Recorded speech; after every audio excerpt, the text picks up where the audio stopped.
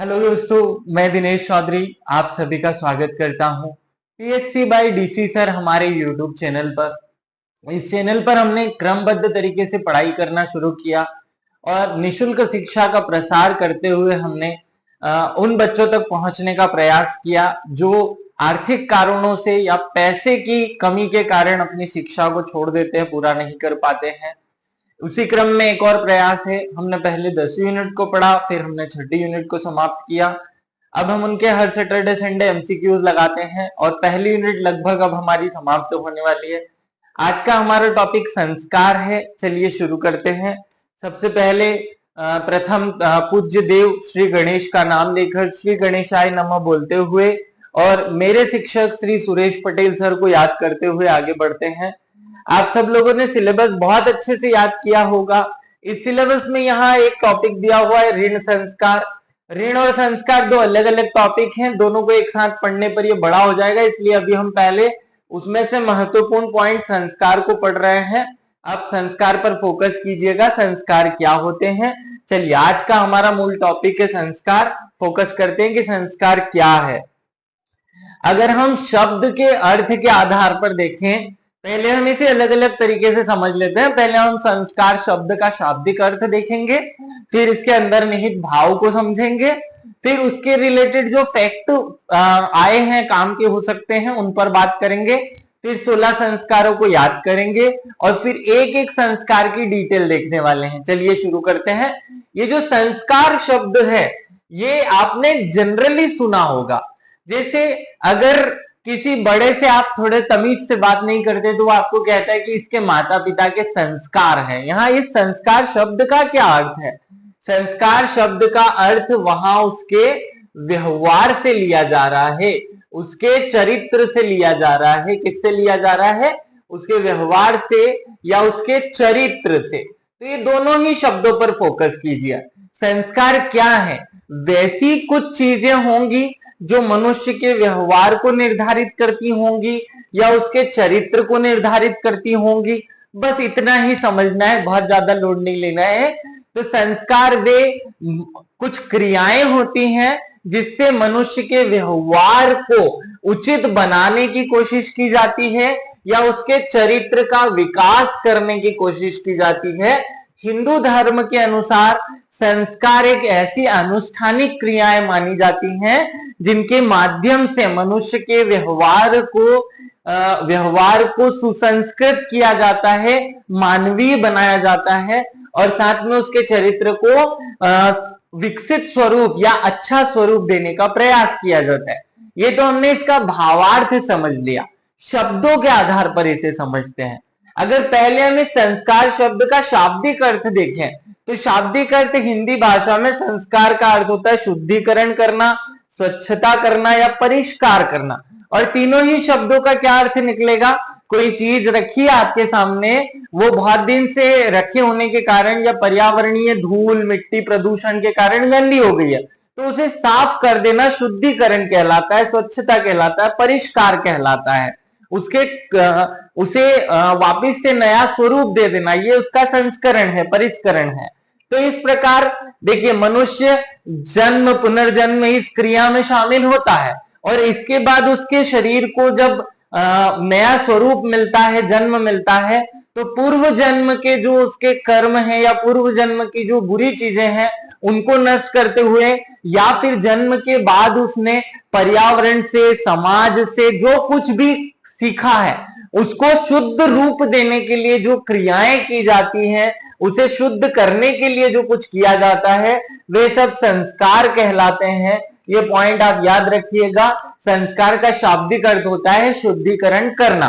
चलिए आगे बढ़ते हैं। संस्कृत भाषा में संस्कार शब्द उपयोग होता है, तो संस्कृत भाषा के संस्कार शब्द में क्र धातु मिली हुई है और इसका भी अर्थ वही होता है, शुद्धिकरण करना या उसे नया स्वरूप दे देना। बहुत ध्यान से इसे याद रखना है ताकि आपका संस्कार वाला टॉपिक क्लियर हो, क्योंकि ये टॉपिक नए जुड़े हुए हैं, एग्जाम में आने के चांस बहुत ज्यादा हैं इनसे क्वेश्चंस। चलिए आगे बढ़ते हैं। अंग्रेजी भाषा में भी इसका उपयोग होता है।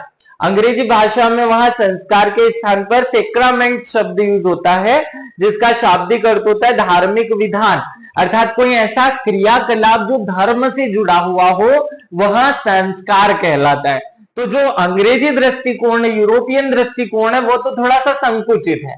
हमारे हिसाब से या भारतीय परंपरा या हिंदू धर्म के हिसाब से संस्कार का भाव होता है किसी भी धार्मिक क्रिया के साथ साथ ईश्वर को उस क्रिया में जोड़ लेना, वैदिक मंत्रों का उच्चारण करना, यज्ञ हवन द्वारा ईश्वर से अच्छे होने की कामना करना और साथ में बच्चे में कुछ विशेष विशेषताओं को निहित करते हुए एक समग्र रूप से डिजाइन किया हुआ व्यवस्था जिसे हम संस्कार कहते हैं। तो आप बहुत ध्यान से समझिए कि हिंदू धर्म में जब भी संस्कार होता है तो 3 चीजें जरूर होती है। पहला क्या होता है? पहला होता है भगवान का या ईश्वर के कुछ वैदिक मंत्रों का उच्चार या मंत्रों के माध्यम से ईश्वर की उपस्थिति को दर्शाना। दूसरा होता है यज्ञ और हवन आदि का होना। तीसरा होता है कुछ विशेष क्रियाकलाप का होना, जैसे नामकरण में नाम रखा जाना, कर्ण छेदन में कान में छेद किया जाना, सीमांतोन्नयन में कुछ विशेष प्रक्रिया का पालन करना। तो ऐसे संस्कार में 3 स्टेप्स होती हैं। पहला कुछ वैदिक मंत्रों का उच्चारण, दूसरा यज्ञ हवन भोजन और तीसरा होता है कुछ विशेष क्रियाकलापों का सम्मिलन। इन तीनों को मिलाकर के हर हिंदू संस्कार होता है। खैर वर्तमान में आधुनिकीकरण का प्रभाव इतना बुरा है कि आज एक भी बच्चे का व्यवस्थित रूप से संस्कार नहीं किया जाता और न ही 16 संस्कार बच्चों को याद होते हैं। आज मैं आपको इस वीडियो में पूरे 16 संस्कार याद कराने वाला हूं और महत्व भी बताऊंगा कि इनका महत्व क्या है। देखिए हमारे हिंदू धर्म शास्त्र के अनुसार माना जाता है कि मनुष्य पूर्व जन्म जो है उसके बाद इसे ये नया जन्म मिला है। तो पूर्व जन्म में उसके द्वारा जो कर्म किए गए थे उनको उनके प्रभाव को समाप्त करना है, उनके बुरे प्रभाव को समाप्त करना है। और अगर बुरे जन्म में प्रभाव नहीं भी रहे बुरे कर्म उसके, तो भी इस जन्म में जब वो पर्यावरण में आया तो अनेक चीजें उसके साथ मतलब उसकी जानकारी में, उसके सीखने में आ गई होगी। क्योंकि कोई बच्चा केवल अच्छी चीजें ही नहीं सीखता, बुरी चीजें भी सीखता है। तो उस बुरी चीजों को समाप्त करने, हटाने के लिए और उसे केवल अच्छे मार्ग पर चलाने के लिए जो व्यवस्था हिंदू धर्म में बनाई गई वही व्यवस्था संस्कार के नाम से जानी गई। चलिए आगे बढ़ते हैं हम और इसको अच्छे से क्लियर करने की कोशिश करते हैं। उपनिषदों में संस्कारोति शब्द का उपयोग किया गया है जिसका अर्थ होता है चमकाना। देखिए आप सब लोग अपने घर में बर्तन उपयोग करते होंगे। आप जब अपने घर में मटके या कढ़ाई का उपयोग करके उसमें सब्जी बना लेते होंगे तो वो गंदी हो जाती होगी। उसके बाद हम डिटर्जेंट से या साबुन से या किसी न किसी लिक्विड से उसे साफ करते हैं। तो जैसे उस बर्तन को फिर से चमकाने के लिए धोने की एक प्रक्रिया की जाती है, वैसे ही मनुष्य वातावरण से, समाज से कुछ न कुछ गलत चीजें भी धारण कर लेता है। तो समय समय पर उसे चमकाने की जरूरत होती है और इसी को हिंदू धर्म में एक प्रक्रिया के नाम से जाना जाता है और वही संस्कार कहलाते हैं। आपको याद रखना है संस्कार क्या होते हैं। किसी मानव में आए हुए बुरे आचरण, बुरे व्यवहार या कुसंगतियों को समाप्त करके उसे फिर से शुद्ध रूप प्रदान करना ही संस्कार है। चलिए आगे बढ़ते हैं। जैमिनी नाम के एक ऋषि हैं, ये इसकी परिभाषा बताते हुए कहते हैं, इन्होंने शबर टीका नाम का ग्रंथ लिखा। संस्कार वह है जिसे किए जाने पर पदार्थ या व्यक्ति किसी कार्य को करने के योग्य हो जाता है।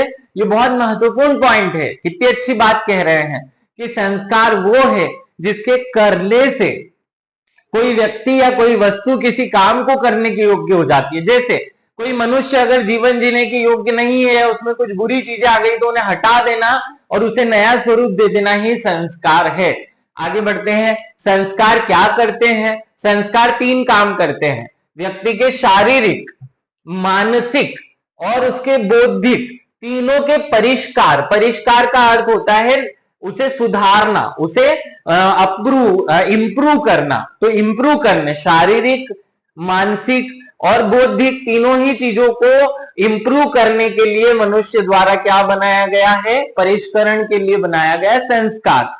संस्कार वे कृत्य हैं जो परंपरागत रूप से जन्म से लेकर मृत्यु तक हिंदुओं में आवश्यक होते हैं, क्योंकि इनके बिना जीवन की परिशुद्धि, आत्मा की उन्नति संभव नहीं है। बहुत महत्वपूर्ण चीजें हैं। आपको जब एक एक संस्कार पढ़ाऊंगा तो उसका महत्व बताऊंगा, आपको समझ आएगा। चलिए आगे बढ़ते हैं।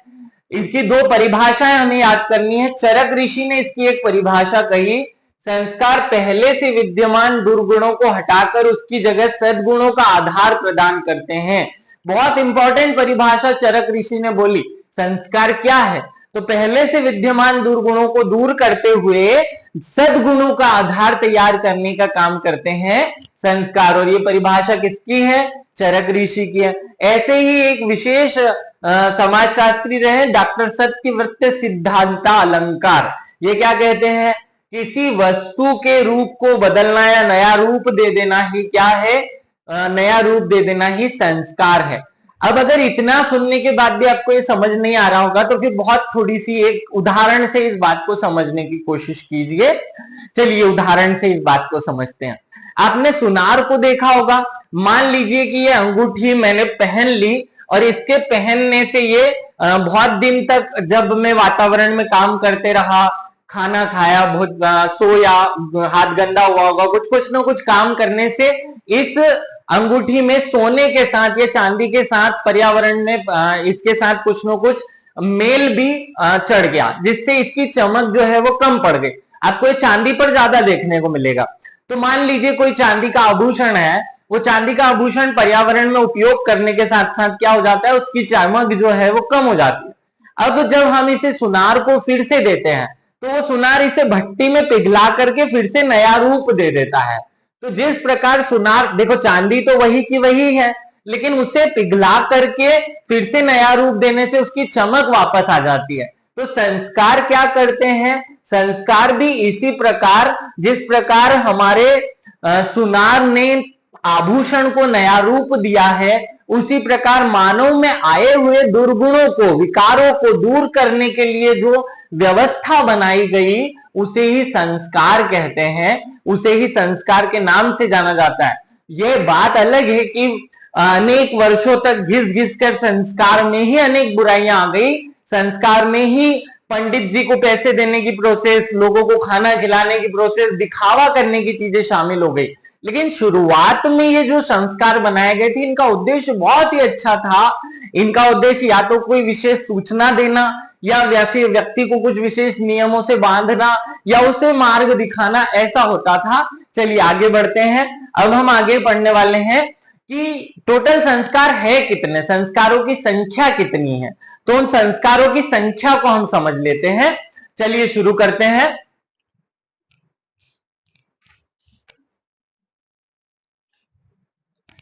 गौतम ऋषि के अनुसार इनकी जो संख्या बताई गई है वो 40 है। गौतम ऋषि ने संस्कारों की संख्या कितनी बताई है? 40।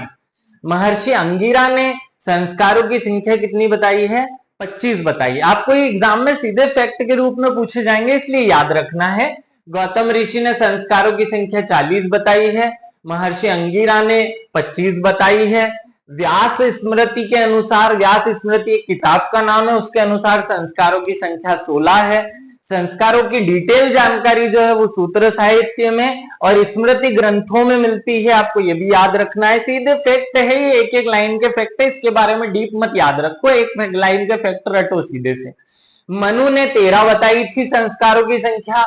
वेखानस नाम के ऋषि ने 18 संस्कारों की संख्या बताई। अब आपका दिमाग खराब हो गया होगा कि सर हमने तो अभी तक 16 ही संस्कार सुने थे, आपने तो 40 बता दिए, 25 बता दिए, 13 बता दिए, 16 बता दिए, 18 बता दिए, करना क्या है? देखिए, मान्य रूप से स्वीकृत जो संस्कार हैं उनकी संख्या 16 है। आपको क्या याद रखना है?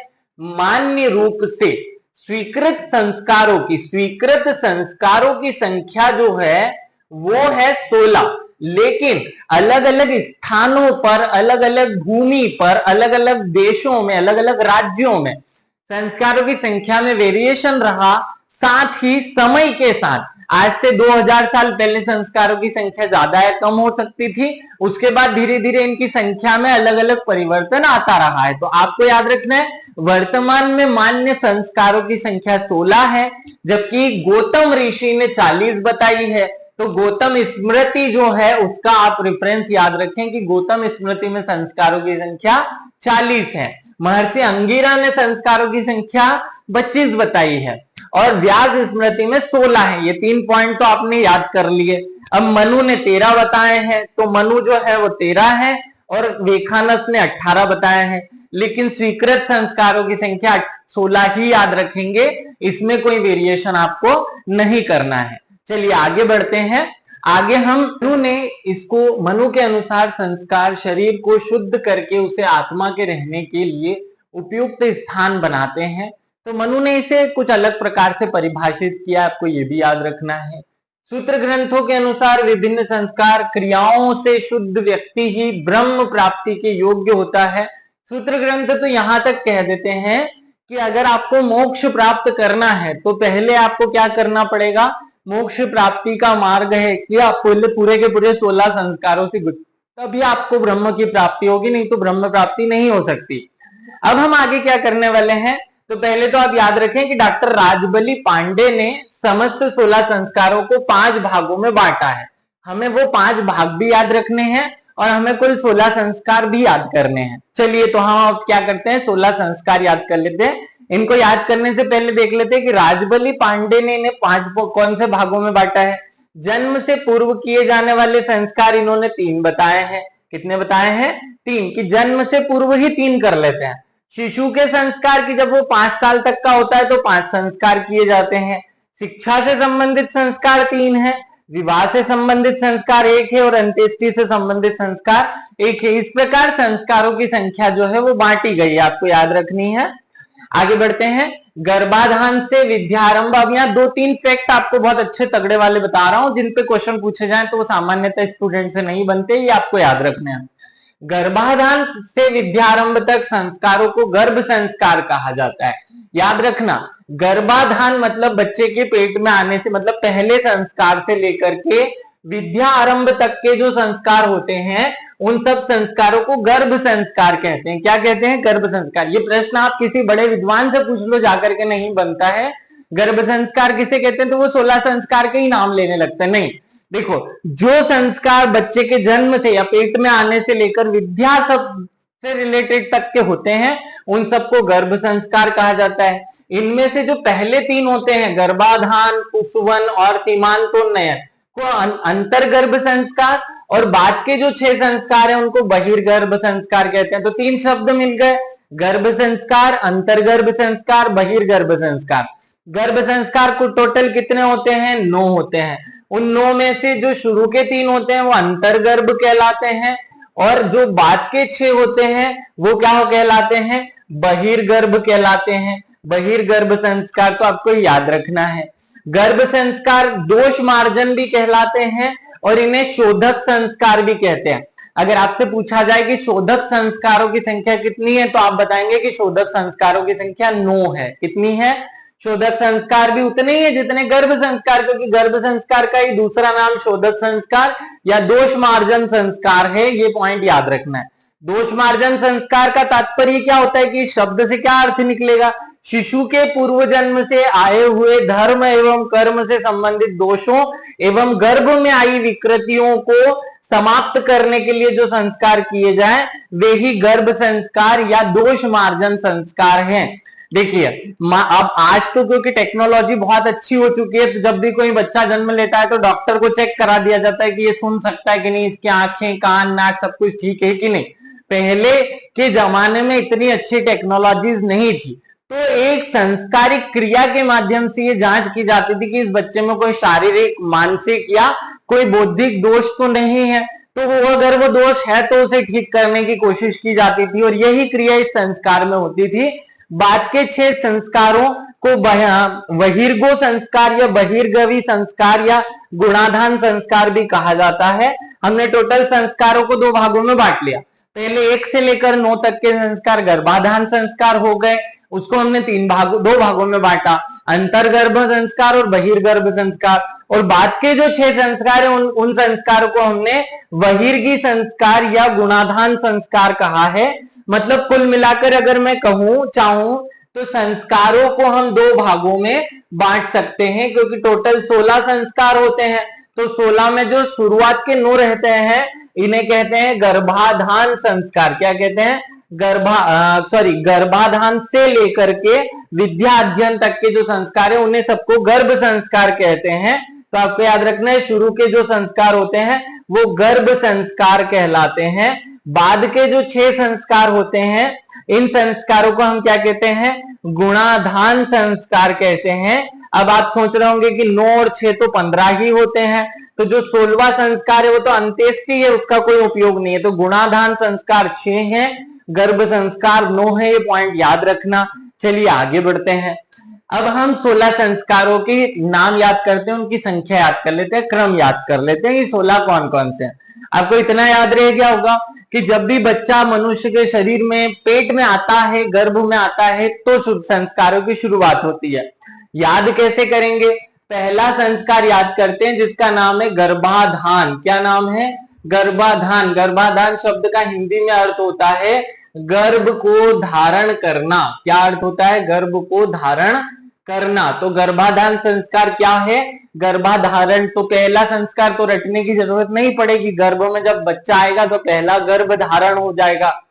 अब गर्भाधान के बाद आता है दूसरा। बच्चा जब किसी महिला के पेट में आता है तो थोड़े दिन बाद वो पेट में मस्ती करना शुरू करता है, वो पांव मारता है, लात मारता है, मुक्का मारता है, गुदगुदी करता है अंदर से, और वो हाथ से पांव से पुश करने की कोशिश करता है पेट को। तो क्योंकि वो पुश करने की कोशिश करता है इसलिए दूसरा संस्कार हो जाता है पुंसवन संस्कार। अब देखिए यहां मैं जो भी बोल रहा हूं उनका वास्तविकता से कोई संबंध नहीं है ना, मैं केवल ये आपको याद कराने के लिए कर रहा हूं। 16 बातें हमें याद करनी है, क्रम से याद करनी कि दूसरा संस्कार कौन सा है, तो पुंसवन संस्कार है।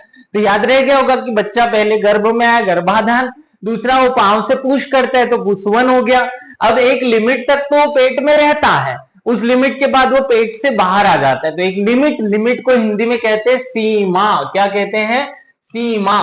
तो सीमांतोन्नयन क्या हो जाएगा, सीमांतोन्नयन। तीसरा संस्कार क्या है, सीमांतोन्नयन। तो ये जो 3 संस्कार हैं ये किसी भी बच्चे के गर्भ में होने पर किए जाने वाले संस्कार हैं, आपको याद रखने हैं। 3 संस्कार स्टेप बाय स्टेप याद कर लो। पहला गर्भाधान संस्कार, दूसरा पुंसवन संस्कार, तीसरा सीमांतोन्नयन संस्कार। चलिए चौथे संस्कार पे आते हैं। जब भी कोई बच्चा पैदा होता है तो उसकी जाति थोड़ी ना पूछी जाती है, तो चौथा हो जाता है जात कर्म। आप यहां से इसको दूसरे तरीके से भी याद कर सकते हो। जात कर्म में कितने शब्द हैं, 1, 2, 3 या 4, ऐसे टोटल 4 शब्द हैं इस पॉइंट में। तो 1, 2, 3 और 4, तो 4 शब्दों पे या 4 के स्थान पर क्या आ जाएगा, जात कर्म आ जाएगा। अगले पॉइंट पे आते हैं, 5वां संस्कार। 5 में क्या हो गया, नामकरण। देखो मैं लिखता हूं नामकरण। नामकरण में कितने शब्द हैं, 1, 2, 3, 4, 5। तो 5 पे क्या आ जाएगा, नामकरण। तो 5 बड़ा आसान हो गया, 5 में नामकरण। या वैसे ही जब कोई बच्चा नाम जन्म लेता है तो उसके 5 नाम रखे जाते हैं, या 5 नाम पंडित जी हमें बताते हैं, उनमें से जो हमें एक सुटेबल होता है वो हम उसमें से रख लेते हैं। जनरली ये प्रोसेस है। लेकिन अब आजकल तो क्या हो गया, माता और पिता के एक एक शब्द को मिलाकर नया नाम बनाने की प्रोसेस होती है, तो वो अलग ही बात है, आधुनिक हो गए हम तो, लेकिन ये वास्तविक प्रोसेस था। अब आते हैं छठे पे। देखो मैं फिर से बता दूं, मैं जो बोल कर आपको याद कराता हूं तो कुछ मुझे दूसरी बातें भी उपयोग करनी पड़ती है जो असत्य भी होती है और जिनका वास्तविकता से कोई संबंध भी नहीं होता है, लेकिन फिर भी क्योंकि मुझे आपको कुछ कंटेंट याद कराना है तो मुझे बातें करनी पड़ती है। अब 6 से क्या आपको फील आता है, 6 से छक्के वाली फीलिंग आती होगी। तो छक्के को तो कोई भी घर में रखना चाहेगा, घर से भगा देंगे। अब यहाँ मैं किसी वर्ग विशेष के लिए कुछ शब्द उपयोग नहीं कर रहा हूं, केवल मेरा उद्देश्य आपको याद कराना है। तो छक्के के लिए हम क्या करेंगे, निष्क्रमण कर देंगे। क्या कर देंगे, मान लो कि माता चाहती थी कि वो बच्चा जो है वो लड़का हो, पिता चाहते थे कि लड़की हो। अब वो दोनों की इच्छा पूरी करने के चक्कर में 6 नंबर हो गया और इस चक्कर में घर से उसको निकाल दिया। तो 6 पे क्या आएगा, निष्क्रमण। तो उम्मीद है कि आप सब लोग जो मुझे सुन रहे होंगे उनको 6 संस्कार के नाम याद हो गए होंगे। पहला गर्भाधान, दूसरा पुंसवन, तीसरा सीमांतोन्नयन, चौथा जात कर्म, 5वां नामकरण और 6वां जो है वो निष्क्रमण। आपको यहाँ तक के संस्कार याद हो गए होंगे। गर्भाधान 1 नंबर, पुंसवन 2 नंबर, सीमांतोन्नयन 3 नंबर, चौथे नंबर पे जात कर्मण, 5 नंबर पे नामकरण, 6 पे निष्क्रमण। अब आते हैं 7 पे। देखो जैन धर्म के लोग कहते हैं कि शाम को 7 बजे के पहले खाना खा लेना चाहिए, अर्थात सूर्य अस्त होने के पहले। आजकल सूर्य 7 बजे अस्त होता है, तो 7 बजे के पहले खाना खा लो, आपका स्वास्थ्य जो है वो एकदम ठीक रहेगा।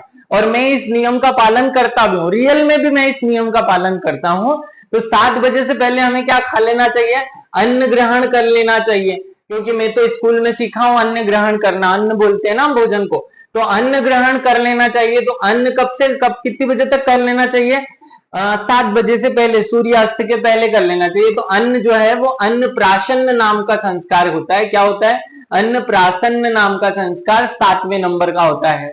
8 आप लिख करके देखो, 8 आप लिखोगे तो 8 ऐसे लिखा जाता है, ऊपर भी टकले वाली फीलिंग आएगी। ये मैं एक छोटा सा गुड्डा बना देता हूं, ये देखो, ये एक छोटा सा, हमने ये टकला बच्चा है, ये टकला जो बच्चा है ना, इस टकले बच्चे का जो संस्कार है वो किया जाता है 8वें में हम चूड़ा बनाते हैं, इसको टकला बना देते हैं, तो चूड़ा कर्म भी कहते हैं। अब देखो ये चूड़ियां दिख रही है ना, 2 चूड़ा कर्म भी हो गया, और इसे ही मुंडन भी कहते हैं, क्योंकि ये टकला है ना, ये बच्चा, ये यहाँ से टकला है तो टकला भी हो गया 8वें पे।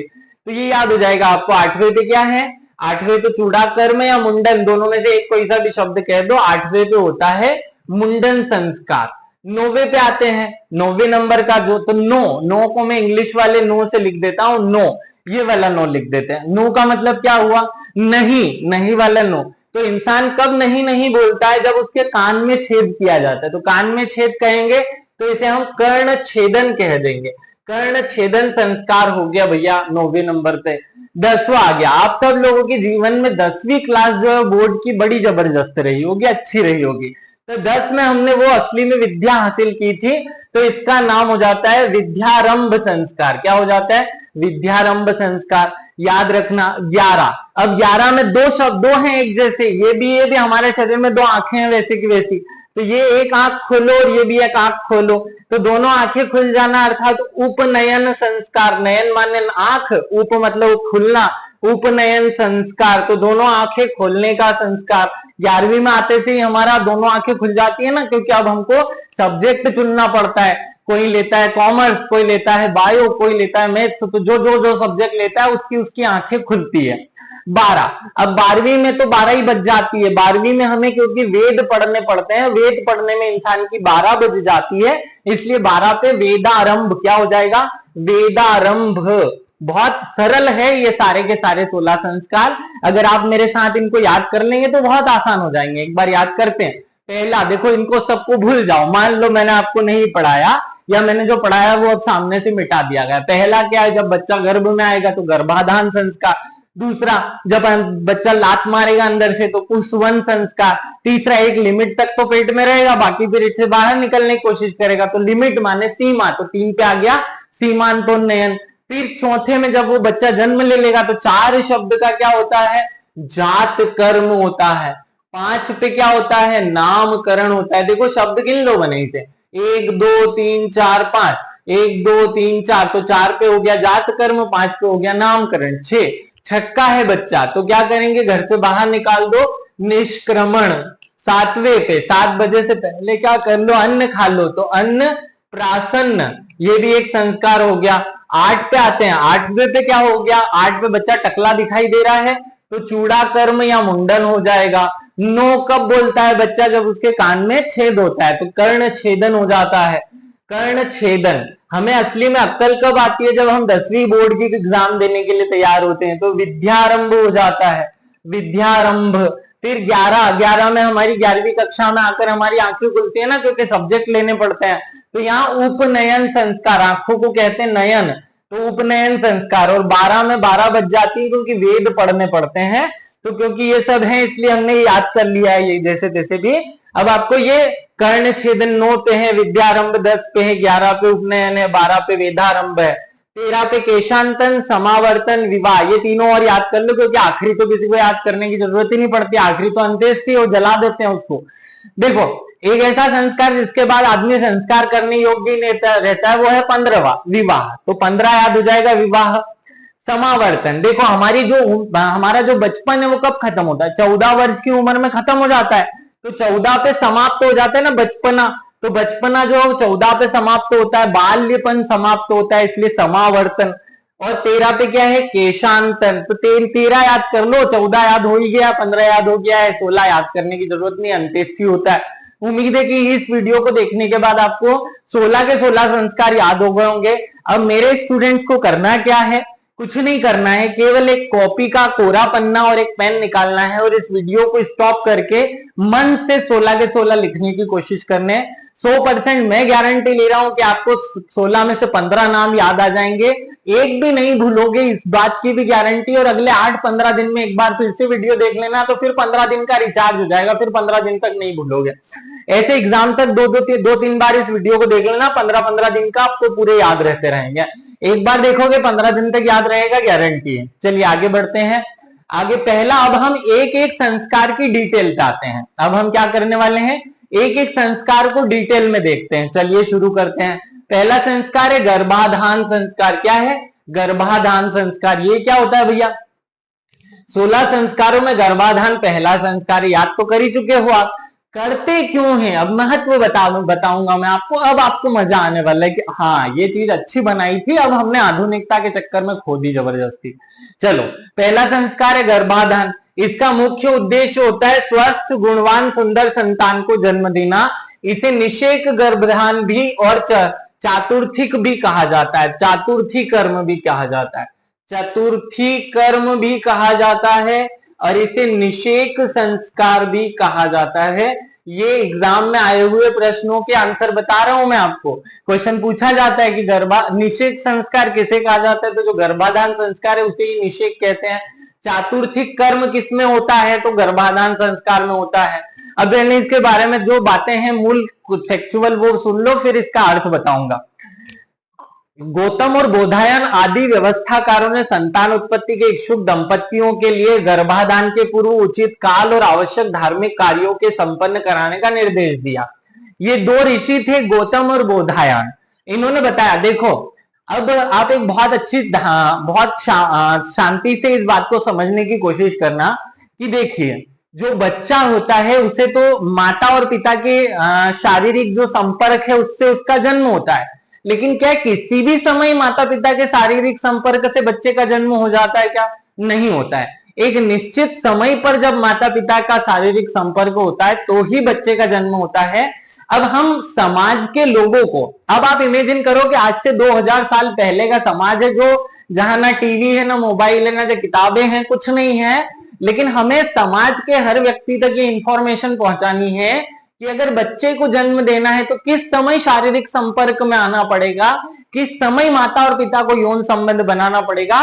तो इसलिए हमने एक प्रोसेस बना दिया जिसे हमने कहा गर्भाधान संस्कार। नाम का अर्थ तो समझ लो, गर्भाधान अर्थात गर्भ को धारण करने के लिए किया जाने वाला संस्कार। तो अब हम कैसे समझाएं, उस समय के ऋषि मुनियों ने एक तरीका सोचा जिससे उन्होंने बना दिया पहला संस्कार। वो कहते हैं कि इस संस्कार में मां के गर्भ में बीजा रूप से शिशु स्थापित किया जाता है। तो कब किया जाना चाहिए, तो विवाह के पश्चात स्त्री के प्रथम ऋतु दर्शन के चौथे दिन। ये शब्द पे फोकस करो, स्त्री के प्रथम ऋतु दर्शन के चौथे दिन। ऋतु दर्शन मतलब जो मासिक धर्म होता है ना, उसकी बात की जा रही है। तो प्रथम ऋतु दर्शन के चौथे दिन रात्रि के चतुर्थ पहर में। कब? रात्रि के चतुर्थ पहर में।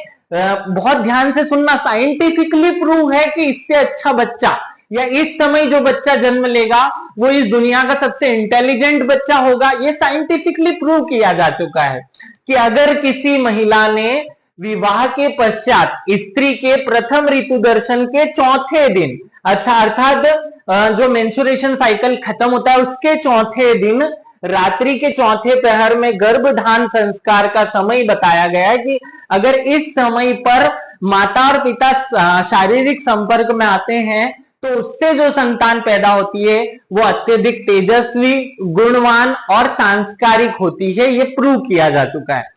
मनु ने भी बताया, मनु के अनुसार संतान के इच्छुक दंपतियों को ऋतु दर्शन के 4 दिन, 8वें दिन, 14वें दिन, अमावस्या और पूर्णिमा को छोड़कर यह संस्कार संपन्न करना चाहिए। तो ये बहुत इंपॉर्टेंट बात है। ये बताया जा रहा है कि माता और पिता को, देखो उस जमाने में डॉक्टर्स तो थे नहीं कि एक स्त्री को या पुरुष को बताए कि भैया किस समय शारीरिक संपर्क करने पर बच्चे का जन्म होता है या उचित समय वो कौन सा होता है जब माता पिता को शारीरिक संपर्क में आना चाहिए। तो ये बताने के लिए बना दिया गया गर्भाधान संस्कार। आप साइंटिफिकनेस समझो हमारे ऋषियों की कि वो कितने महान लोग थे जो उन्होंने इस प्रोसेस के लिए भी एक निश्चित समय और एक व्यवस्था बनाई जिसे हमने गर्भाधान संस्कार कहा। तो मैं इनसे ज्यादा इंटेलिजेंट किसी को ना मानूं, उन ऋषियों ने कितनी अच्छी व्यवस्थाएं बनाई थी। चलिए आगे बढ़ते हैं, दूसरे संस्कार पर आते हैं।